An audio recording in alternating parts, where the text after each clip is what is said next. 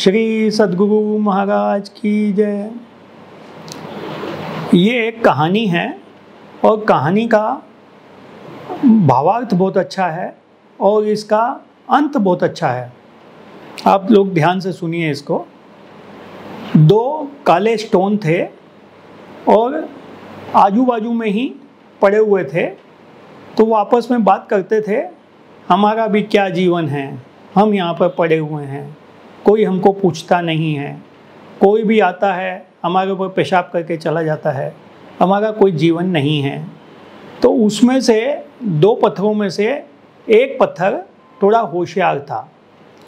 उसने दूसरे की बात पर ध्यान नहीं दिया और अपने ऊपर धीरे धीरे चिकनापन ला के ऐसी व्यवस्था कर दी कि कोई भी आदमी आता तो उस पत्थर पर बैठ के थोड़ा आराम कर लेता। और दूसरा पत्थर जो था उसने अपने ऊपर नुकीलापन निकाल लिया, उसके ऊपर कोई बैठ नहीं पाता था। तो वो दूसरे पत्थर को बेवकूफ़ समझता था कि देखो वो अपने ऊपर किसी को भी बैठने देता है, और क्यों बैठे ये हमारे ऊपर, क्या किया इसने। तो इसलिए जो है ना, उसके मन में दुर्भावना रहती थी और नुकीलेपन की वजह से वो किसी को बैठने नहीं देता था।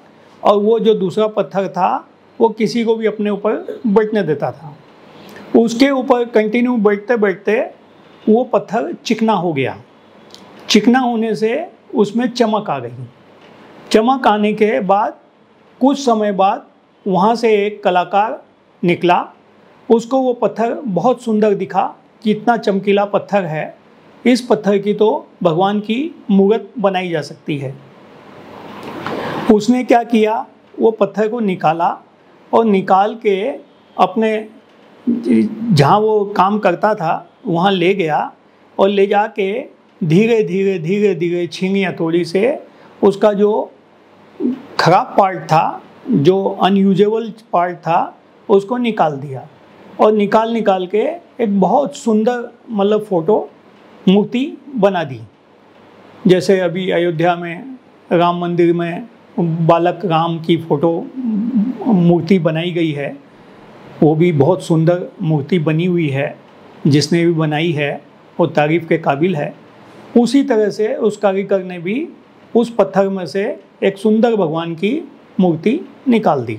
और मूर्ति जब बहुत सुंदर बन जाती है तो बहुत बड़े मंदिर वाला उसको खरीद के ले जाता है और उसे विराजमान करके प्राण प्रतिष्ठा उसमें कर देता है।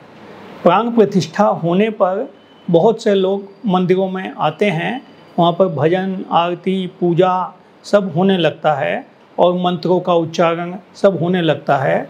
उन सब के होने से वो पत्थर की जो मूर्ति है, जो बेकार पड़ी हुई थी, उस कलाकार की वजह से अब भगवान का रूप ले लिया उसने। तो अब उस पत्थर की मूर्ति में भी इतनी ताकत आ गई कि कोई भी उसके सामने कुछ भी मांगता है तो उसकी इच्छा पूरी हो जाती है। इस तरह से वो श्रद्धा वाला मंदिर हो जाता है, प्राचीन मंदिर हो जाता है, और वहाँ पर जो भी इच्छाएं मांगो वो पूरी होने लगती है। तो कहने का मतलब ये है कि एक मनुष्य ने एक पत्थर में जान डाल दी और उसके आशीर्वाद से भी लोगों के काम होने लग गए। उसी तरह से एक जो सद्गुरु होता है वो भी किसी शिष्य को पकड़ लेता है और पकड़ के उसके अनुपयोगी जो उसमें बुराइयां हैं उसको वो निकाल देता है और धीरे धीरे उसको तराशना, यानी उसको अच्छे कार्यों में लगा देना, वो गुरु करता रहता है। और करते करते एक दिन वो शिष्य भी इतना महान हो जाता है कि उसके आशीर्वाद से काम होने लगते हैं और जो वो कहता है वो सब पूरा होने लगता है। तो पत्थर की मूर्ति तो फिर भी हम जो सोचते हैं उसी का जवाब मिलता है, क्योंकि पत्थर की मूर्ति तो बोलती नहीं है। और यदि हम पंडित पुजारी से पूछते हैं, उसको उतना ज्ञान नहीं है जो हमारी बात को सही तरीके से बता सके। और लेकिन गुरु तो जीवित अवस्था में रहता है, वो हमारे को सही ज्ञान सही रास्ता बता के हमको ऊंचाइयों पर ले जा सकता है।